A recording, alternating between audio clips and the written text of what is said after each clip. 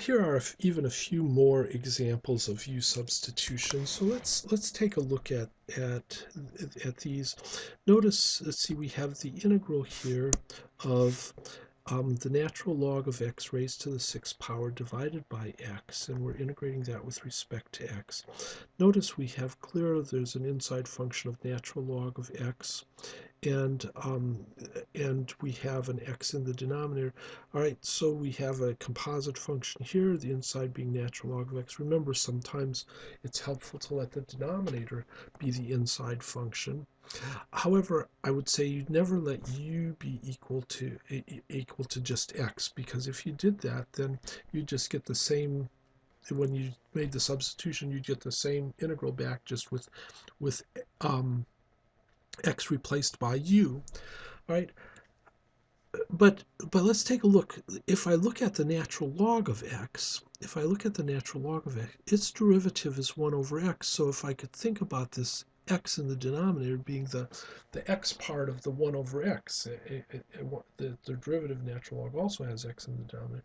So that might be helpful. So let's try that. Let's let u be the natural log of x. What you should be thinking is, at some place inside of here, I should have the derivative of my inside function. So if u is equal to the natural log of x, then du dx is equal to 1 over x, and du dx times dx is du, and that would be 1 over x times dx. And then let's solve for dx. So if multiplying both sides by x, x times du is equal to dx. And so now I could make my replacements. Let's see. I have natural log of x, which is u to the 6th, so u to the 6th, over x times dx, which is x times du, and of course the dx's cancel. So I'm just left with the integral of u to the 6th with respect to u, and that of course would be u to the 7th over 7 plus c, and now just recall that u was the natural log of x. So this will be the natural log of x to the 7th over 7 plus c. Now I want you to be careful. Some students might say, oh, well, when I have this exponent here, I can take it out in front as a multiplier. Well, that's not quite true. Notice that we have that in this case, the exponent is on the entire natural log.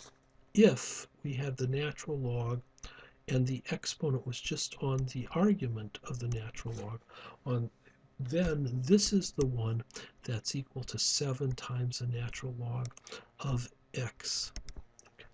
But when the exponent is on the entire logarithmic expression, not just the input for the logarithmic expression, then we can't take the exponent out in front. So this would be the antiderivative. Okay, another example. Let's take a look at this. Excuse me. All right, in this case, okay, if I try to do this, let's see what we have here. All right, if we tried this way, we would have, I would say, let's try the denominator. Okay, and if we tried that, all right, let u be 1 plus 5x squared, then du dx is going to be 10x. And now, and I won't go through all the details, but dx will be du over 10x. So this would become integral of 1 over u times du over 10x. Notice I could get rid of the 10, but I couldn't get rid of the x. So is there something else that we could try? Well, let's see. Let's look at this in a different way.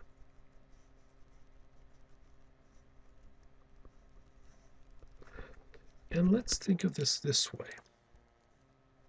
Because I see in here a derivative of something that we know about. Let's let this be the square root of 5x, the quantity squared. If I think about it like this,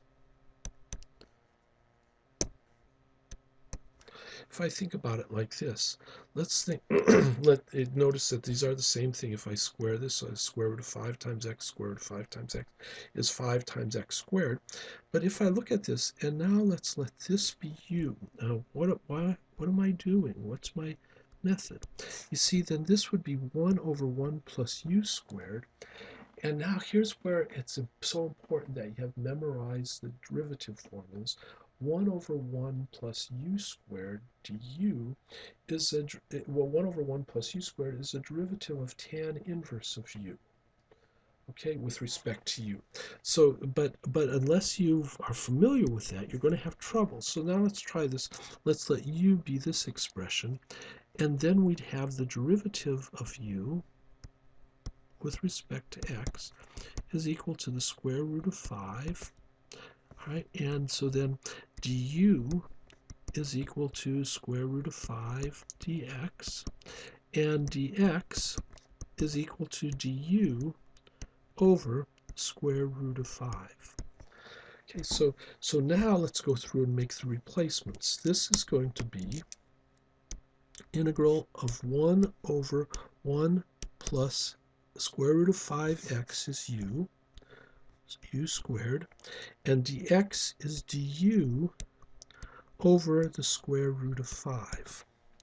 Okay, all right, so now we take out that square root of 5 is just a constant factor in the denominator, so this would be 1 over the square root of 5. You could rationalize if you wanted to. All right, integral of 1 over 1 plus u squared du, and this is the derivative of tan inverse of u, so this would be 1 over the square root of 5 tan inverse of u plus c, and then we have to remember what u was, square root of 5x, so this would be 1 over the square root of 5 tan inverse of square root of 5x plus c. Okay. All right, now, by the way, if we rationalize, we'd have square root of 5 over 5, and that's up to you. I probably would never require you to rationalize that. Let's take a look at one more. And again, I was able to spot that derivative form of that tan inverse derivative form in here. Now this one sort of looks like another inverse trig form. It looks sort of like the inverse sine form. All right, but let's see. We're going to have to do some fixing up because there's always a 1 here.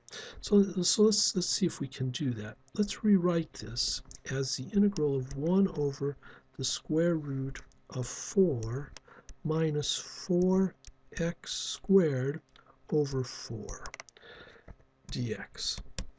And notice now there's a common factor of 4 in the numerator in each term here, so I could take out factor 4. When I take it out, I'll have to take the square root. So I'll have 1 over 2 square root of 4 times the square root of 1 plus x squared over 4 dx. And then one more thing. Let's see. Well, I can take the 2 out, so I have 1/2. 2's in the denominator. 1 over the square root of 1 plus, this would be the quantity x over 2 squared dx. So I've kind of lost my u, but let's let u be this x over 2, and I'll have that sine inverse form. Du dx is equal to 1/2. Du is equal to 1/2 dx. And so dx is equal to 2 du. And so now we can make that replacement. This will be 1/2 the integral of 1 over the square root. Let me keep this here, square root of 1 plus, I'm sorry, I dropped a minus on here someplace. So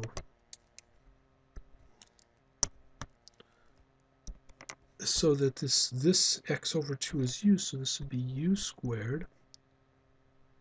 So we have 1 over 1 minus u, 1 over the square root of 1 minus u squared dx is 2 du. Now that 2 is in the numerator, so I can take it out, and I'll have 2 times 1/2 times the integral of 1 over the square root of 1 minus u squared du.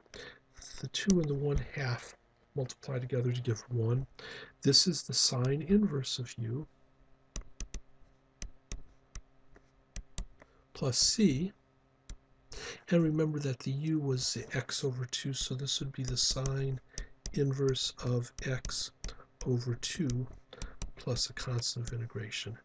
And there would be the antiderivative. Okay, so I hope this gives you some ideas of how we calculate some of these antiderivatives, but it will require practice. I think that you'll be able to see that you have to be a little bit creative in how you do this, how you apply the u-substitution. Good luck.